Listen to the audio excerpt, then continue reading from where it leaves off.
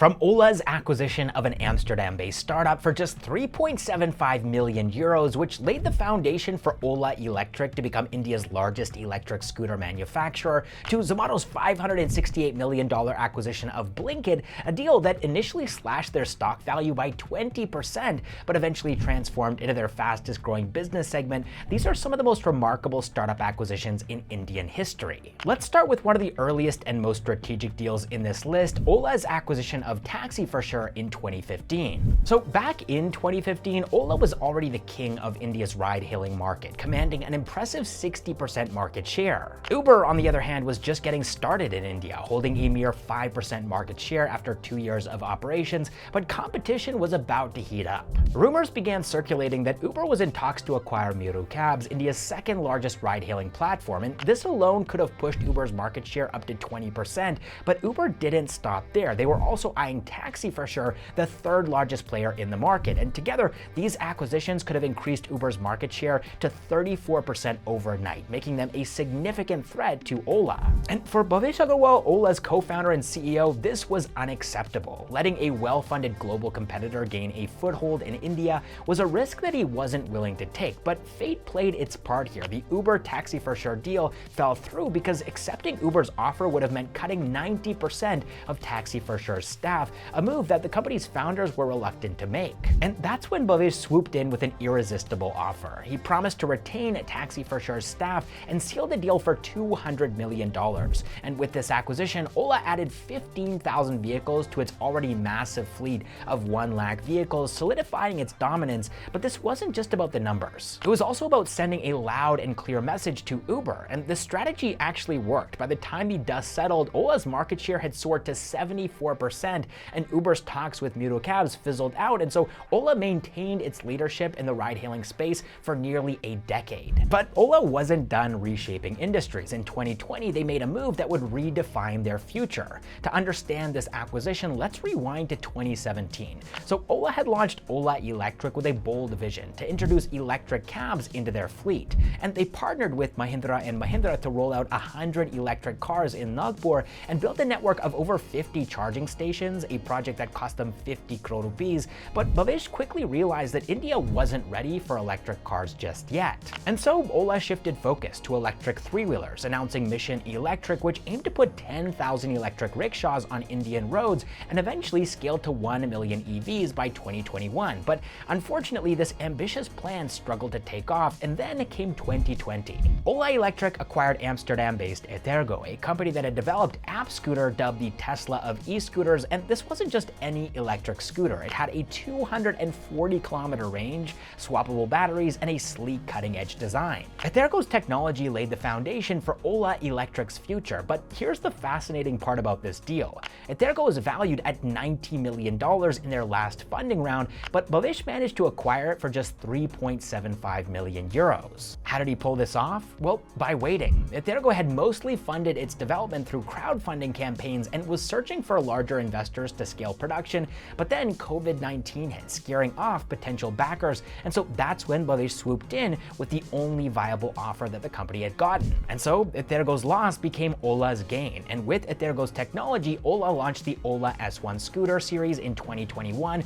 dominating India's electric scooter market with a 52% market share in less than 2 years at its peak. This acquisition didn't just help Ola Electric succeed, it actually ignited an electric vehicle revolution in India, proving once again that Bhavish does know how to play the long game, even if the decisions that he makes short term are sometimes questionable. Okay, now let's move on to our next acquisition here, and we're going to be taking a look at Zomato. So their stock price tanked by 20% within days of them announcing their acquisition of Blinkit for 4,447 crore rupees, that's $568 million.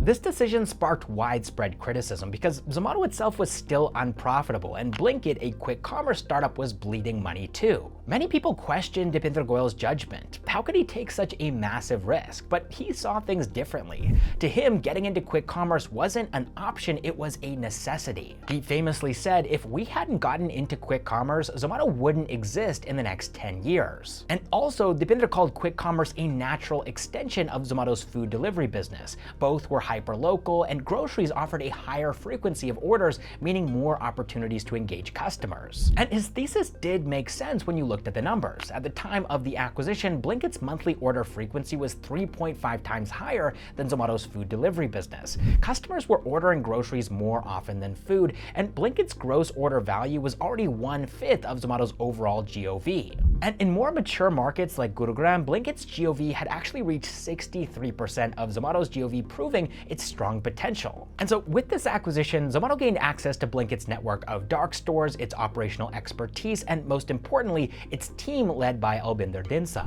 But of course, turning around a loss-making company was no small feat. Blinkit was losing 1,000 crore rupees a year, and critics doubted Zomato's ability to make this work. And yet, by March of 2024, Blinkit surprised everybody because it became adjusted EBITDA positive for the first time. So how did this happen? Well, Dipinder credits Albinder and his team for the remarkable transformation. He said, "I own Blinkit, but Albinder runs it." So here he was acknowledging their operational brilliance. And one key strategy was optimizing Blinkit's inventory management. Instead of stocking large amounts of inventory, Blinkit started refilling its dark stores daily. This reduced working capital needs and freed up cash that was previously tied up in inventory. Blinkit also diversified its offerings, introducing high-margin electronics alongside groceries, further boosting its profitability. But Blinkit hasn't just been reaching closer to profitability. Today, Blinkit's implied valuation is higher than that of Zomato's core food delivery business, and this turnaround story is nothing short of extraordinary. From a massively loss-making startup that made people question Dipinder's decision-making to Zomato's fastest-growing and most valuable business segment, Blinkit has proven that bold risks, when backed by solid execution, can lead to incredible rewards. All right, now I want to move on to a story that most people haven't heard before, the story of Dineout, a startup created by 4 school friends who quit their jobs to follow their entrepreneurial dreams. They launched Dineout in 2012 as an online restaurant reservation platform with just 70 partner restaurants in Delhi, and by 2014, their hustle was paying off. Dineout had grown to handle 15,000 monthly reservations across Delhi NCR and Mumbai. Around this time, Dineout was actively seeking funding for expansion, but impressed by Dineout's growth and potential, the Times City team made them an offer to acquire Dineout and merge it into their own ecosystem. For Dineout's co-founder Ankit Malhotra and his team, the idea of leveraging Times City's vast network was exciting.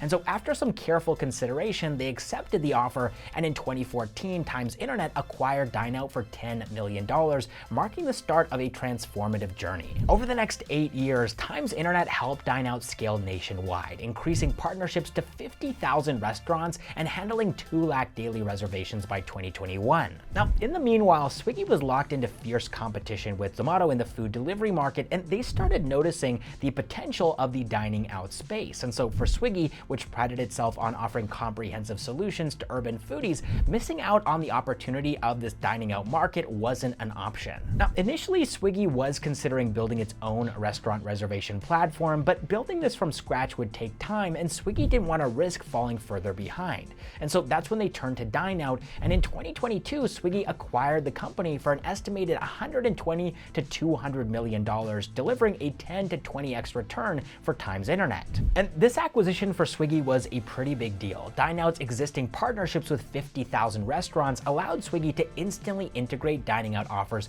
onto its platform, complementing its 1.9 lakh restaurant listings. This acquisition also helped Swiggy diversify its revenue streams, build loyalty amongst urban consumers who frequently dined out, and close the gap with Zomato in the dining out segment. And then for Times Internet, the deal was a validation of its ability to identify and scale niche platforms into major players, and the 10 to 20x return demonstrated the value of nurturing startups with long-term potential. Ultimately, this acquisition wasn't just about revenue or numbers, it was about positioning. With Dineout, Swiggy filled a critical gap in its ecosystem, enabling it to compete head-to-head with Zomato on every front. And for Dineout, the journey from a small reservation platform to a strategic asset in India's competitive food tech space is a testament to the power of partnerships and smart scaling. All right, I really hope that you enjoyed the video. We made this one after seeing the positive response to our top failed Indian startup acquisitions video, and you can find a link to that in the top right corner of your screen.